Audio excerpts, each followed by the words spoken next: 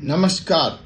Force supreme law partners के इस नए कानूनी एपिसोड में एक बहुत ही जबरदस्त जानकारी, खुशखबरी उन लोगों के लिए जो अपने प्रियजनों से बिछड़ गए। खुशखबरी उन लोगों के लिए जिन्हें इंतजार है अपने चाहने वालों का, अपने रिश्तेदारों का, जो अकारण या कारण या गलती से कोई अपराध कर बैठे और जेल में बंद हैं। तो उन सब के लिए सुप्रीम कोर्ट से बहुत बड़ी खबर लेकर मैं आपके लिए advocate doctor Ajay Kumar Pandey, Supreme Court of India, आज के इस एपिसोड में आ रहा हूं। खबर है कि जेल की जो वर्तमान स्थिति है, 130% की अपनी कैपेसिटी से जेल ठूस कर भरे हैं। तमाम रिफॉर्म्स के दावे खोखले और झूठे साबित हो चुके हैं। जेल कहते हैं कि अंतिम विकल्प है, लेकिन यहां पर कानून की खामियां कहिए या जो भी परिस्थिति और दुष्परिस्थिति कहिए, जेल पहला विकल्प बन गया है न्यायपालिका का। और जो जेल ऑथोरिटीज हैं उनके लिए इस क्राउड को, इस भीड़ भाड़ को मेंटेन करना नामुमकिन हो चुका है, अनमैनेजेबल हो चुका है। प्रिज्म सरकार बातें करती है, लेकिन यह विषय राज्य सरकार के हाथ में है। रिमिशन जैसे प्रावधान, अच्छे कंडक्ट पे पहले छोड़ दिए प्रावधान, ज्यादातर राज्यों में बरसों नहीं मिलते हैं। हाँ, ये अलग बात है कि अगर जेल में जो व्यक्ति सजा काट रहा है वह वीवीआईपी है, तो उसके लिए रिमिशन की व्यवस्था तो हो जाती है, लेकिन आम कैदियों का कोई सुध लेने वाला नहीं। सर्वप्रथम प्रधानमंत्री नरेंद्र मोदी जी ने इस समस्या को बड़ी शिद्दत के साथ ex chief justice of India के साथ उठाया था। मामला आगे बढ़ा, लेकिन इसके परिणाम, अपेक्षित परिणाम जो होने चाहिए थे, वहां तक नहीं हुआ। अब जो भारत के नए मुख्य न्यायाधीश हुए हैं, उनकी एजेंडा पर भी, उनकी रडार पर भी यह विषय बहुत महत्वपूर्ण है और उन्होंने तमाम कैदियों की स्थिति, जेल की स्थिति, रिफॉर्म्स के स्पीड को देखते हुए ऐलान किया है कि कैदी छोड़े जाएंगे, कैदी छोड़ दिए जाएंगे। जेल में बंद लोगों के भी ह्यूमन राइट्स का, मानवीय संवेदना का, उनके हक और अधिकार का सम्मान किया जाएगा। तो पहले हम आपको बताते हैं बुलेट पॉइंट में कि इस नए रिफॉर्म की खास बातें क्या हैं, फिर हम आपसे बात करेंगे शर्तें क्या हैं, फिर हम आपसे बताएंगे डिस्क्लेमर क्या है, किस तरह के कैदियों पर यह खबर, यह अनाउंसमेंट, यह कानून लागू नहीं होगा, और अंत में हम आपसे बताएंगे कि डेडलाइन क्या है।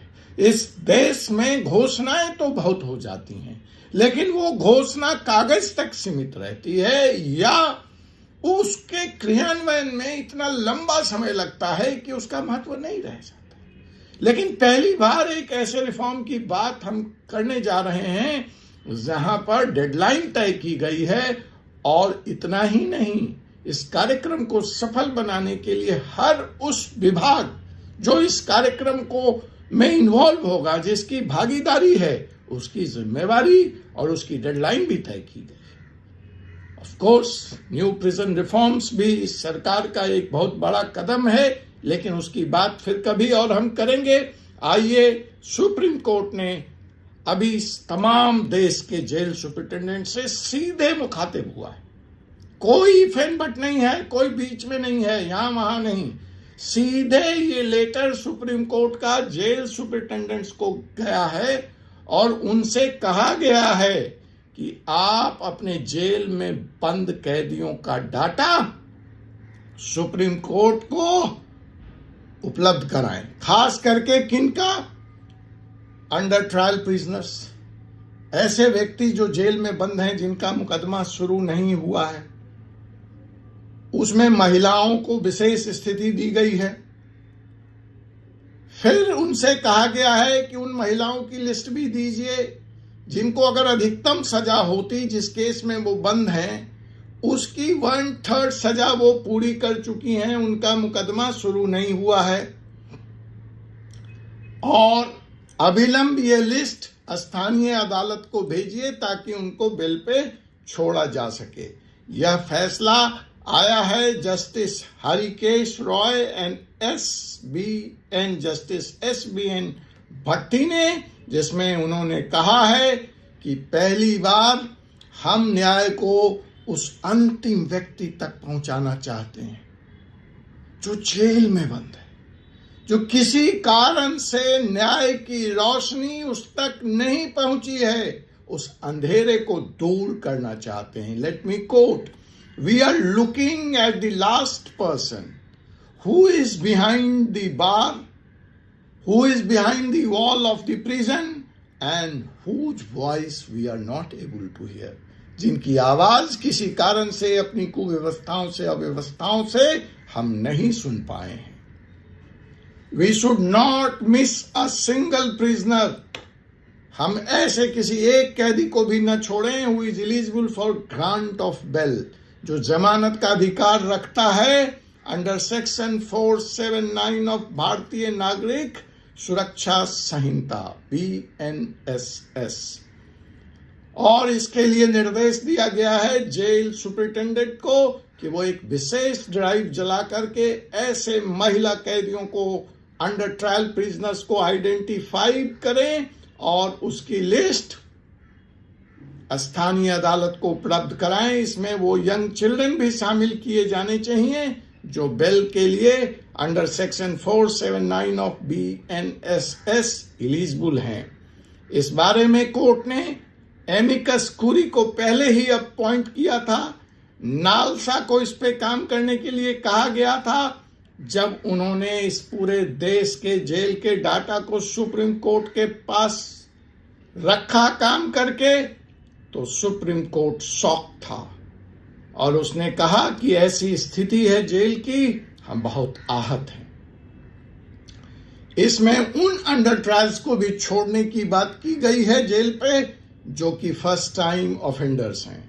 सेक्शन 479 BNS का ये कहता है कि ऐसे अंडर ट्रायल प्रिजनर्स जिनके ऊपर हीनियस क्राइम का चार्ज नहीं है या जिनके ऊपर मैक्सिमम पनिशमेंट लाइफ सेंटेंस या डेथ सेंटेंस का नहीं है, या है भी तो उनका क्राइम हीनियस नहीं है, तो उनको बेल पे छोड़ा जाना चाहिए अगर वो अपने कुल सजा का 1/3 भाग जेल के अंदर बिता चुके हैं। फर्स्ट टाइम ऑफेंडर्स पे ये लागू है और जो रिपीटेड ऑफेंडर्स हैं उनके लिए 1/3 का कानून की जगह आप उस सजा का ज्यादा से ज्यादा आधा अवधि को ले सकते हैं, और अगर उन्होंने आधे अवधि तक की अपनी सजा पूरी कर ली है तो वह भी बेल की पात्रता रखते हैं। लेकिन हाँ, यह घोषणा, यह सेक्शन 479 उन पे लागू नहीं होगी जो एक साथ कई मुकदमों में ट्रायल फेस कर रहे हैं या जिनको सजा सुनाई गई है। सुप्रीम कोर्ट ने अपने पूर्व के आदेश में compliance of section 479 sub section 3 की भी बात की थी कि सुपरिटेंडेंट ऑफ जेल की यह जिम्मेवारी है कि जहां वो पर्सन डिटेन्ड है वह अगर अपने सजा का 1/2 और 1/3 पीरियड जेल के अंदर बिता चुका है तो वो immediately jail superintendent application prepare करा के संबंधित कोर्ट में उनके रिहाई की अपील दाखिल करेगा। ये पिछला जो हमारा IPC था सेक्शन 436A उसी के अनुरूप है ये काम, और जो प्रिजन का स्टैटिक्स कोर्ट के सामने आया वो बताया गया कि 2022 तक 5,73,220 लोग जेल में बंद हैं।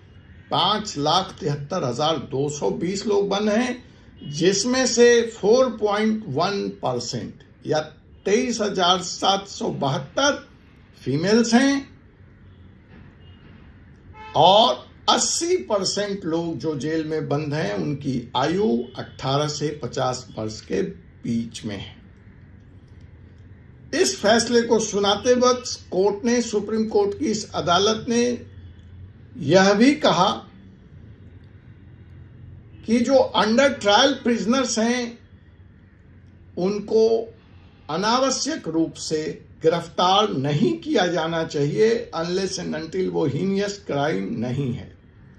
कोर्ट चार्ज फ्रेम कर दे फॉर लेसर ऑफेंस, जो कि लाइफ सेंटेंस और अगर डेथ सेंटेंस की बात नहीं करता है।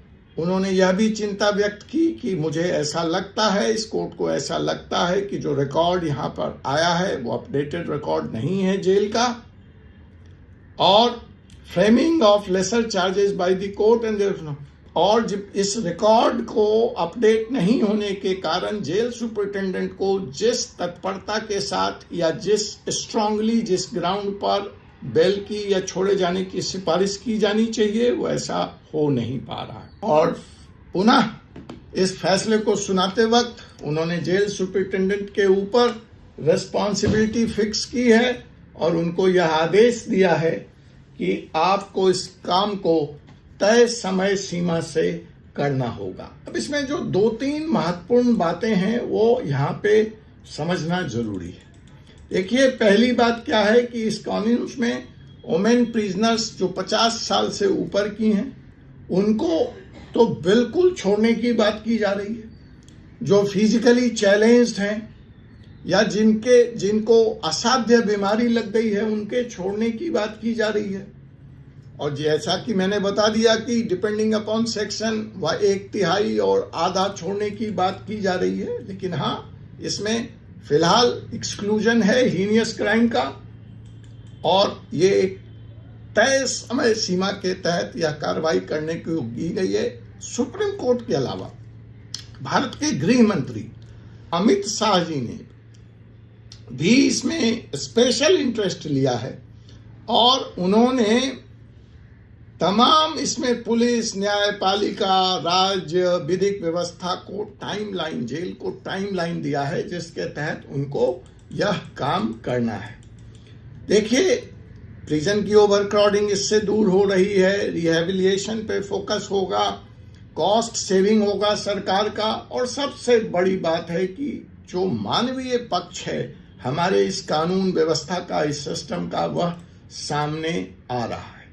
इसमें हम समाज के लोगों की भी जिम्मेवारी है कि ऐसे प्रिजनर्स जो छूट करके बाहर आ रहे हैं उनको हम समाज के साथ जुड़ने का एक मौका और दें, सेकंड चांस हम उनको और दें, और देश की जो कानून व्यवस्था है, जो क्रिमिनल जस्टिस सिस्टम है, उसमें इस नए अभूतपूर्व मानवीय संवेदना के प्रयोग का स्वागत करें। इस विषय पर अगर आप और कुछ जानना चाहते हैं तो जरूर मुझ तक संपर्क करें, कमेंट के माध्यम से रीच आउट करें, मैं आपको बताने का प्रयास करूंगा। आने वाले दिनों में इस विषय पर जो भी अपडेट होंगे वह भी मैं लेकर आपके सामने आऊंगा। तब तक के लिए मुझे advocate doctor Ajay Kumar Pandey, Supreme Court of India को अनुमति दीजिए। जय हिंद, जय भारत।